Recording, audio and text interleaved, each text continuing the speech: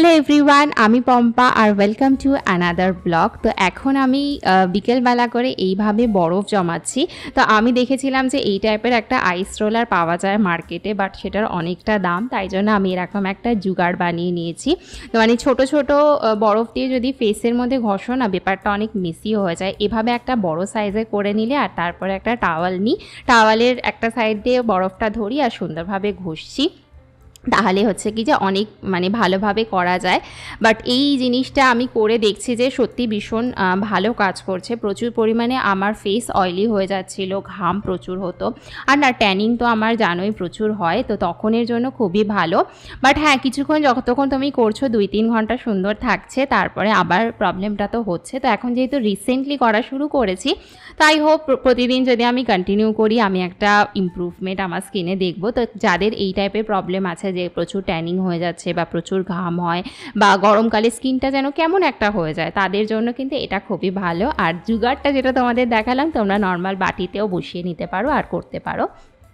তো অনেকে আমাকে জিজ্ঞেস করেছিলে যে আমি কম্পিউটারে যখন এডিট করি আমি কোন সফটওয়্যার ইউজ করি। তো চলো আজকে তোমাদের সাথে শেয়ার করি আমি কোন সফটওয়্যারটা ইউজ করি। তো আমি হচ্ছে কি যে ডাভিন্সি রিজলভ ইউজ করি। তো তার আগেই দেখো কম্পিউটার স্ক্রিনে যে ছবিটা দেখছো, এই ছবিটা আমার বৌভাতের দিনের তোলা ছবি। মানে আমাকে যখন মেকআপ আর্টিস্ট সাজিয়ে নিয়ে মানে গেছিলো, অনির্বাণ দেখে ঢুকে এসে বলছে, ও বাবা তোমাকে সুন্দর লাগছে, আমাকে বাজে লাগছে। তো তখন থেকে আমি ওকে সাজানো শুরু করেছি। এখনও পর্যন্ত বিয়ে বাড়ি বা যেখানেই যাই না কেন, ওকে ফাউন্ডেশন লাগিয়ে দেওয়া, ওকে পাউডার লাগিয়ে দেওয়া আমিই করি। তো যাই হোক, এই হচ্ছে ডাভিন্সি রিজলভ। তো এটা একটা ফ্রি ভার্সন আমি ইউজ করি, এদের পেইড ভার্সনও অবভিয়াসলি আছে। বাট আমি যে কাজগুলো করি, আমি কিছু এডিটিংয়েরও কাজ করি। তো যারা ধরো এডিটিংয়ের কাজ করার জন্য এডিটার খুঁজছো, তারা আমাকে কন্ট্যাক্ট করতে পারো। মানে আমি যেহেতু ফ্রিল্যান্সিং করি, ইউটিউবের সাথে সাথে এগুলোও করি, তো আমি এই সফটওয়্যারটা ইউজ করি। আর কেউ যদি ধরো কম্পিউটারে সুইচ করতে চাইছো, তো তারা এই সফটওয়্যারটা ট্রাই করতে পারো, যেটা মানে ফ্রি ভার্সন, তাতে কিন্তু অনেক কিছুই কাজ করে নেওয়া যায়। বাট হ্যাঁ, ইউটিউবে তুমি দেখে নেবে, অনেক সুন্দর মানে টিউটোরিয়াল পেয়ে যাবে, তার থেকে আমি শিখেছিলাম, তোমরাও শিখে নিতে পারো।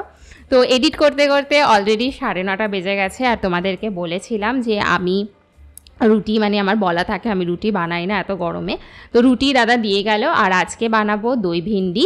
আর তারপরে তোমাদের সাথে আমার নাইট টাইম স্কিন কেয়ার রুটিনটা শেয়ার করব।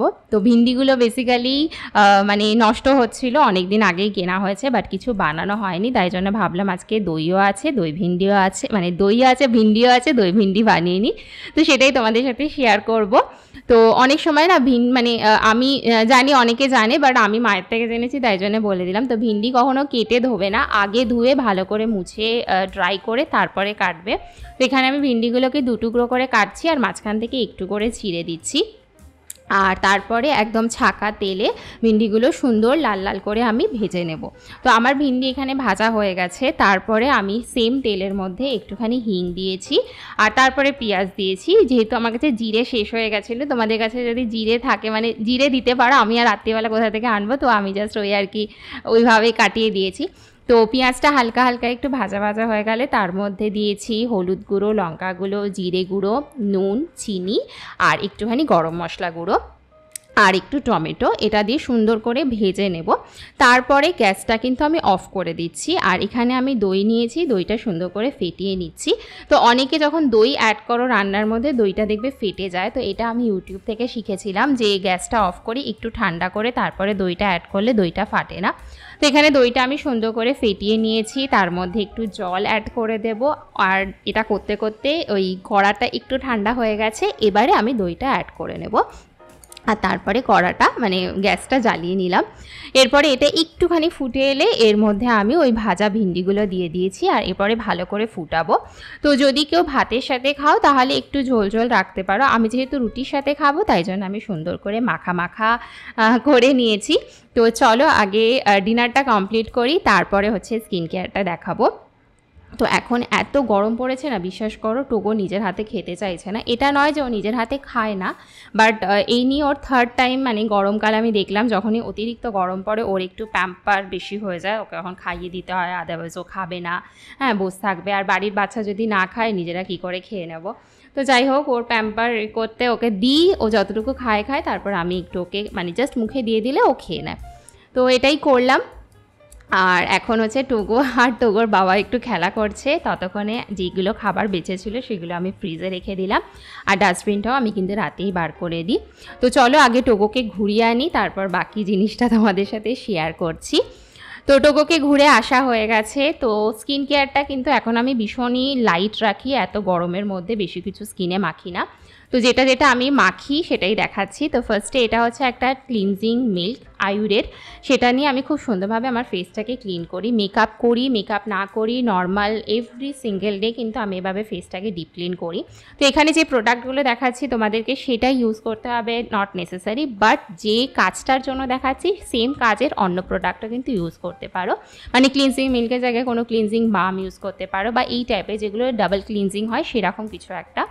তো এটা দিয়ে ভালো করে মুখটাকে ম্যাসাজ করে আমি জল দিয়ে জাস্ট ধুয়ে নিলাম। এরপরে আমি একটু ফেস ওয়াশ করব। তো আমি এখানে জাস্ট হার্বসের একটা ফোমিং ফেস ওয়াশ ইউজ করছি। তোমরা তোমাদের পছন্দের যে কোনো ফেস ওয়াশ দিয়ে সুন্দর করে ফেসটা ক্লিন করে নেবে। তো ফেস আমার ক্লিন হয়ে গেছে। এরপরে আমি একটু রোজ টোনার লাগাবো, জাস্ট হার্বসেরই লাগাচ্ছি। তোমরা নর্মাল টোনার বা নর্মাল রোজ ওয়াটার এগুলো লাগাতে পারো। তো যেহেতু এখন গরমকাল, খুব বেশি ক্রিম নাইট ক্রিম আমি লাগাচ্ছি না, বিকজ প্রচণ্ড পরিমাণে ঘাম হচ্ছে, স্কিন মনে হয় আরও বেশি কালো হয়ে যাচ্ছে। টোনার ইজ সাফিসিয়েন্ট আমার মনে হচ্ছে।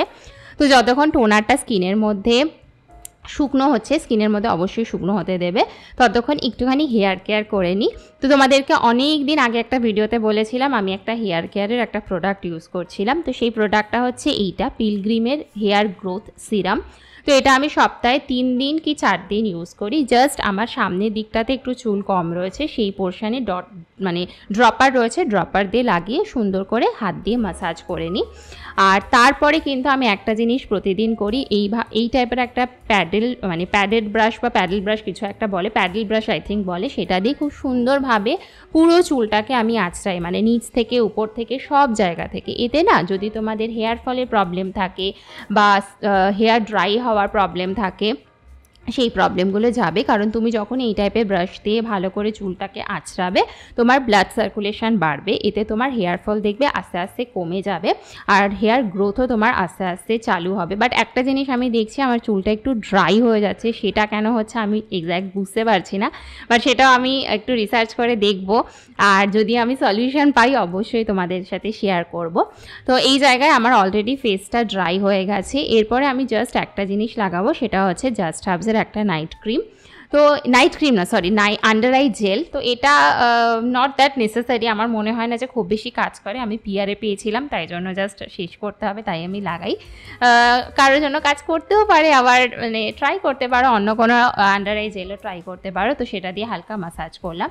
এবার একটা অ্যাডিশনাল টিপস তোমাদের সাথে দিই। আমার নখগুলো দেখছো, আমার নখগুলো কিন্তু লাকিলি টাচউড বড় বড়।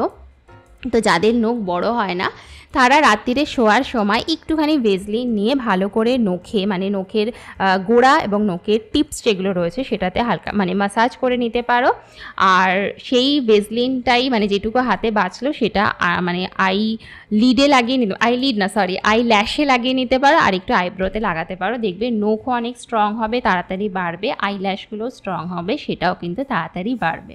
তো আশা করি আজকের ভিডিওটা তোমাদের ভালো লেগেছে। ভালো লাগলে অবশ্যই একটা লাইক করো, চ্যানেলে ফার্স্ট টাইম এলে প্লিজ সাবস্ক্রাইব করে দিও। দেখা হচ্ছে খুব তাড়াতাড়ি আবার একটা নতুন ভিডিওর সাথে। আজকের জন্য বাই, গুড নাইট।